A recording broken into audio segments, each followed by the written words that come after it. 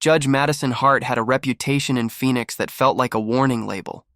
If you stepped into her courtroom, you didn't just face the law, you faced her.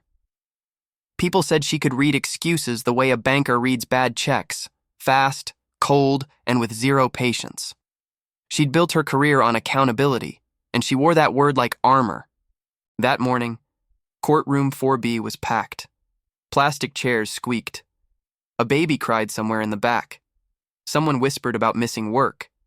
Another person clutched a folded stack of papers like it was a life raft. And at the defense table, waiting his turn, sat an old man who looked like he'd already apologized to life too many times. His name was James Walker.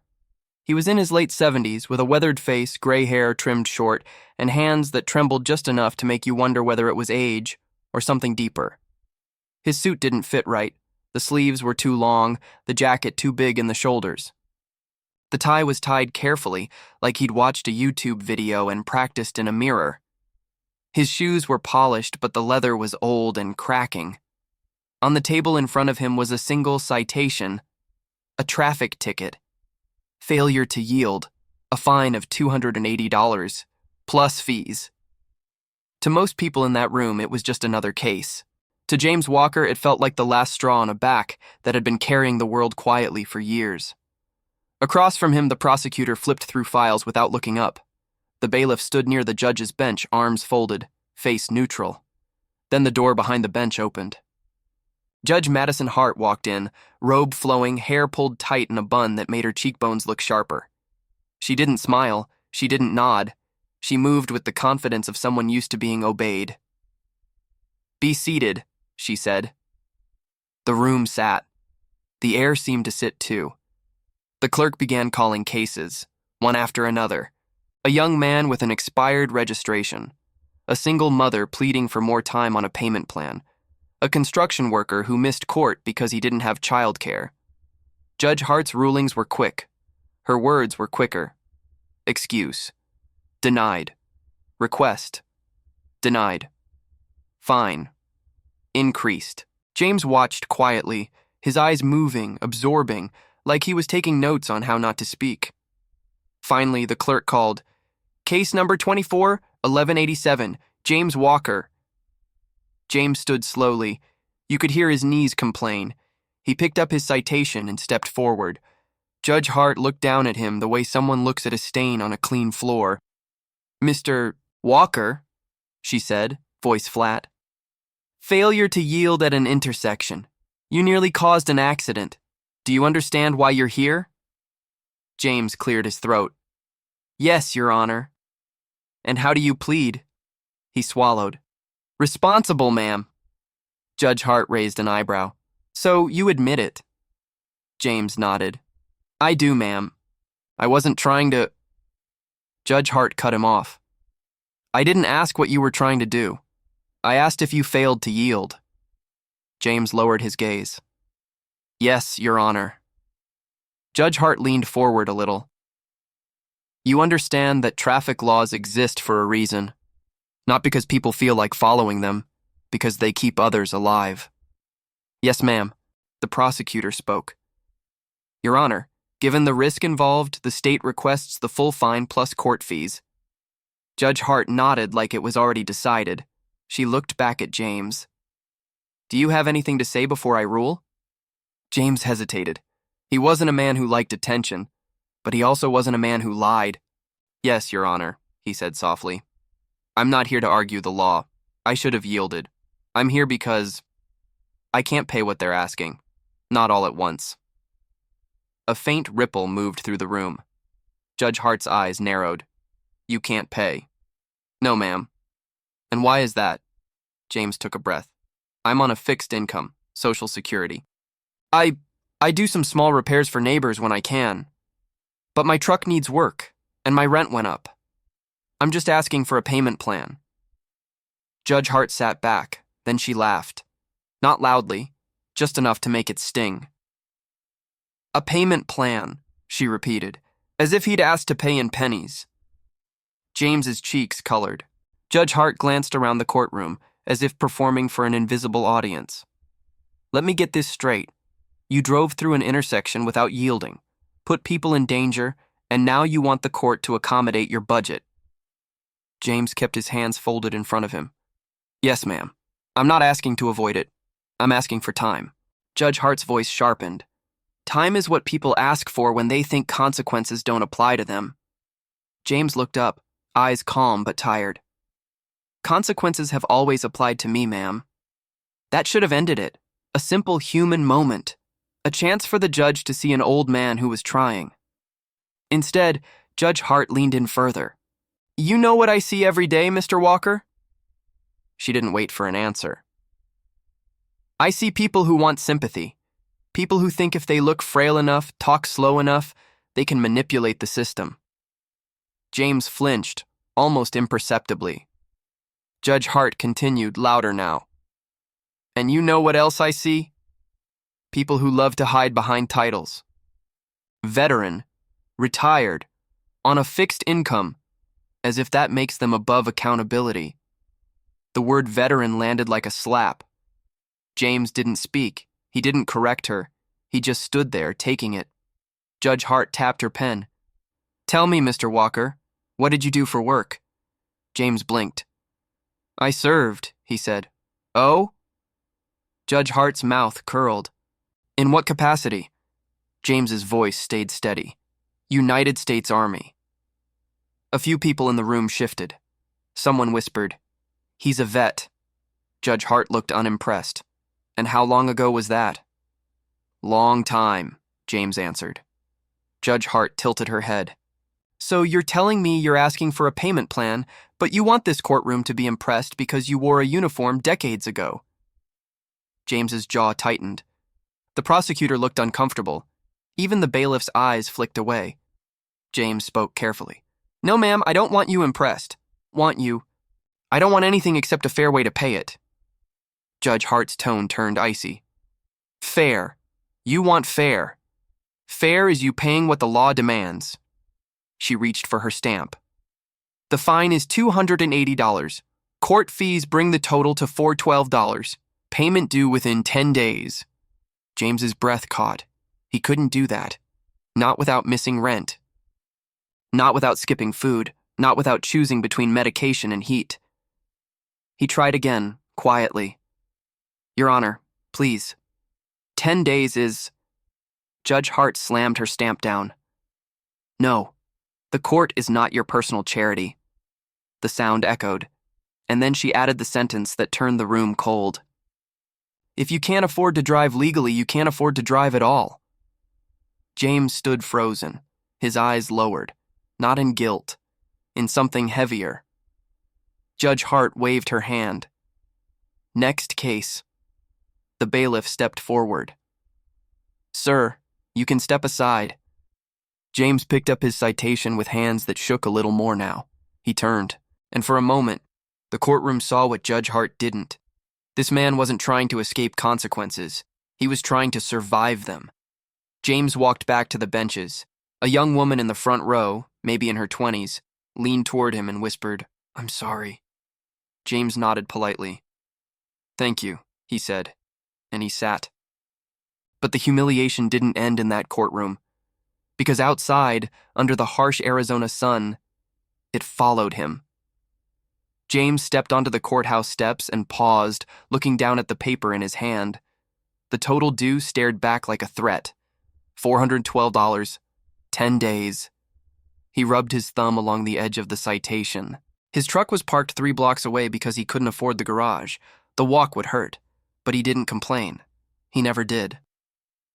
As he started down the steps, a voice called out, Mr. Walker?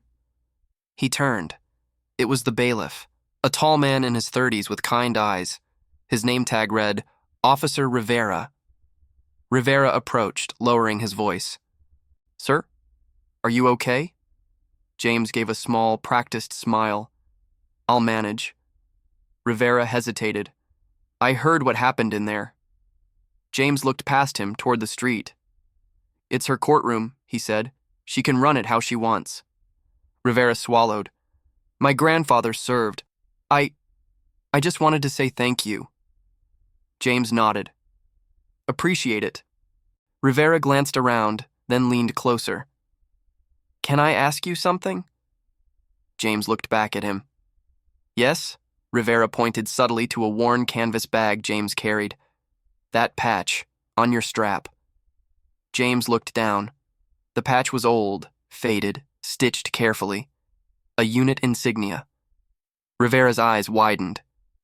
Where did you get that? James's expression didn't change much. I earned it, he said.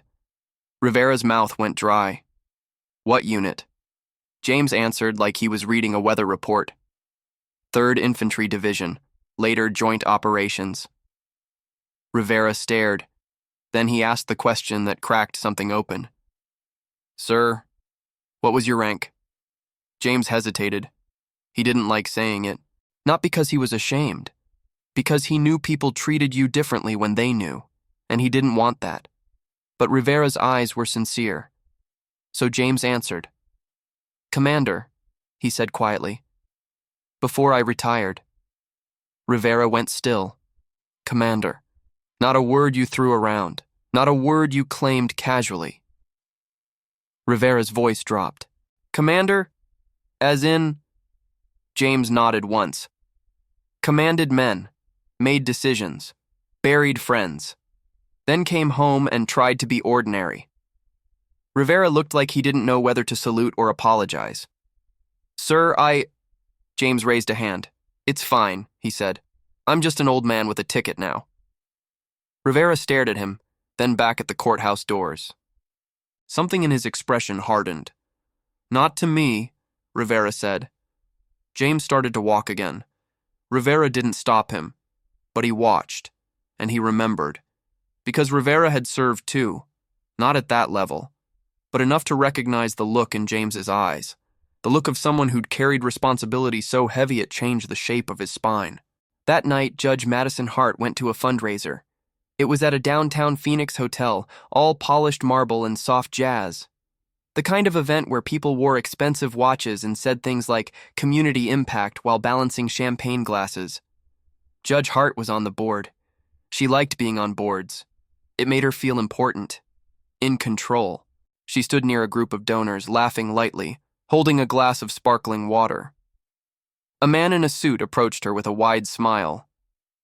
Judge Hart, always good to see you. She recognized him. Councilman Reed, she said. How are you? Better now, he replied. Listen, I wanted to tell you, we're honored you'll be at the Veterans Unity Gala this weekend. Judge Hart's smile tightened. Of course, she said. Happy to support. Reed nodded. It's special this year. We're dedicating the event to a retired commander who helped shape several operations overseas. An American hero. Quiet type. Lives right here in Phoenix. Judge Hart's eyes barely moved. That's wonderful, she said, already bored. Reed continued. I think you'll like him. Strong presence. Humble. He's receiving the Distinguished Service Tribute. Judge Hart sipped her water. And his name? Reed smiled. Commander James Walker. The glass paused at Judge Hart's lips. For half a second, her face went blank. James Walker, the old man, the one she'd mocked, the one she'd denied. Judge Hart forced a laugh. Small world, she said. Reed chuckled. Sure is. He doesn't talk about his service. Most people had no idea until someone from the base recognized him at a clinic. Turns out, he's been living quiet for years. Judge Hart's chest tightened. She tried to keep her voice steady. That's impressive. Reed leaned closer. You know, what I love is that he's a man of discipline, not like these people always asking for handouts. Judge Hart's mind flashed to the courtroom. Her words, personal charity. Her stomach turned, but she didn't show it. 2 days later, the Veterans Unity Gala filled a massive ballroom. Flags lined the walls. A color guard stood near the stage, and at the front row sat James Walker.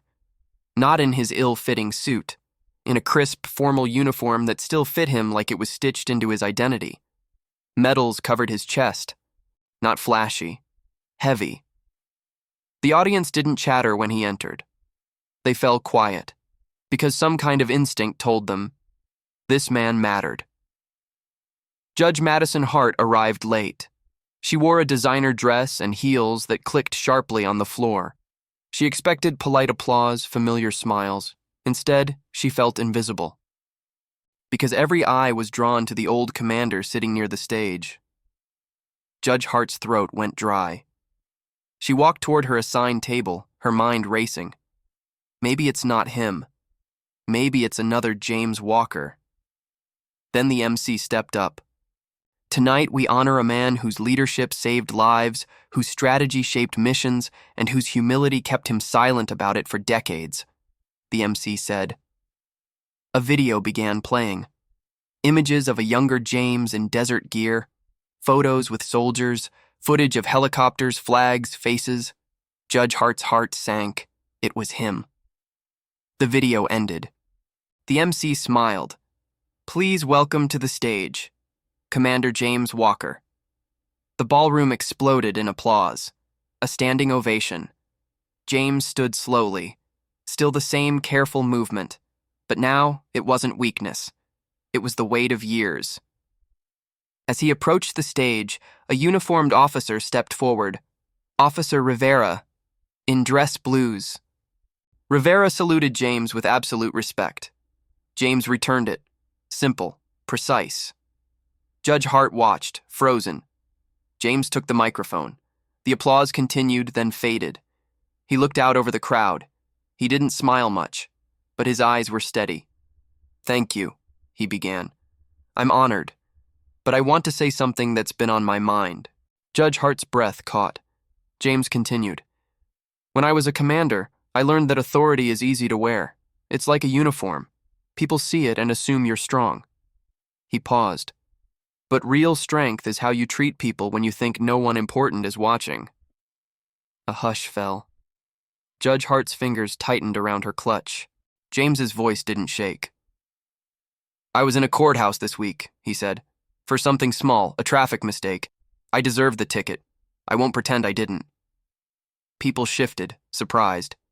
But I watched a room full of scared people, he continued, and I saw something familiar. I saw a fear of power. Judge Hart's face burned. James looked down for a moment. Some of you know what it is to stand in front of someone who can ruin your day with a sentence, he said. Then he looked up. And some of you are that person.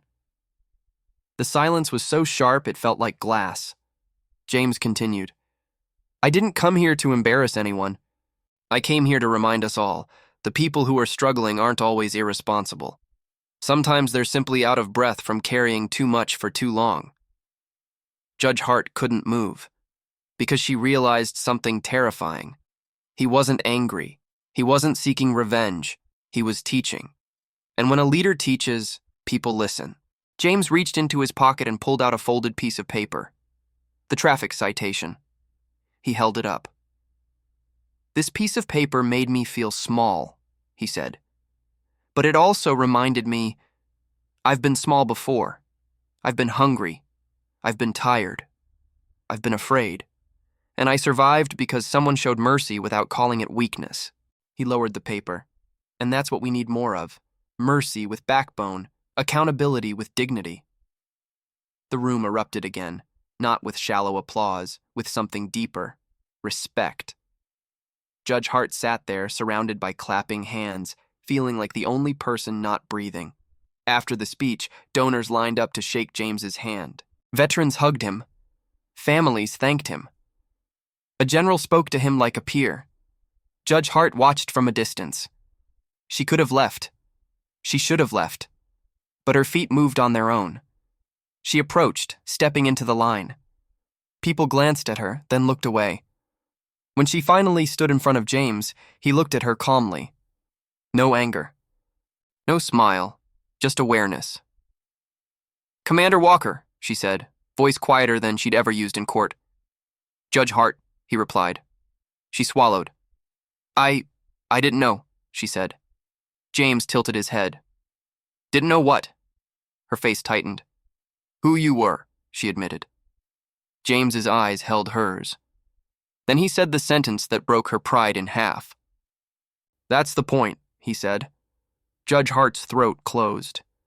James continued, still calm. You shouldn't have to know who someone is to treat them like they matter. Judge Hart's eyes shimmered. She looked down, embarrassed. In a courtroom, she had power. Here, she had none. I was wrong, she whispered. James nodded once. I've been wrong too, he said. She looked up. What can I do? James glanced around the ballroom. Start with the next person who stands in front of you, he said. The one you think is nobody. Judge Hart's voice shook. I humiliated you. James's expression softened slightly. You tried to, he said. But you can't humiliate a man who's already been through war and learned the difference between ego and honor. That hit her harder than any insult, because it was true. Judge Hart stood there, blinking. James reached into his pocket and handed her the citation. She stared at it. I don't understand, she said. James said, Keep it. Put it on your desk. Let it remind you that the law is supposed to serve people, not crush them. Judge Hart's fingers closed around the paper like it was heavier than a brick. The next Monday, courtroom 4B filled again. Same chairs, same nervous faces, same fluorescent lights. But something was different. Judge Madison Hart sat at the bench, looking down at her docket. Her eyes landed on the folded paper on her desk. A traffic citation. She took a breath. The clerk called the first case, a man with overdue fees. He looked terrified. Judge Hart listened, really listened. Then she did something no one expected. She asked questions, not to trap him, to understand him. She offered a payment plan, not because the law changed, because her heart did. The prosecutor blinked. The bailiff, Officer Rivera, watched silently. And in the back row, unnoticed by most, James Walker sat quietly. Not in uniform, just an old man in a simple jacket. He didn't come to be praised. He came to see if a lesson could live. Judge Hart never looked at him directly, but as she spoke with unexpected patience, her voice steadier and softer, she glanced once at the citation on her desk. Then she looked back at the person in front of her. Mr. Daniels, she said, you're not here to be shamed. You're here to take responsibility, and we're going to do that with dignity. A small sound came from the benches. Someone quietly exhaled, like they'd been holding their breath for years. James leaned back.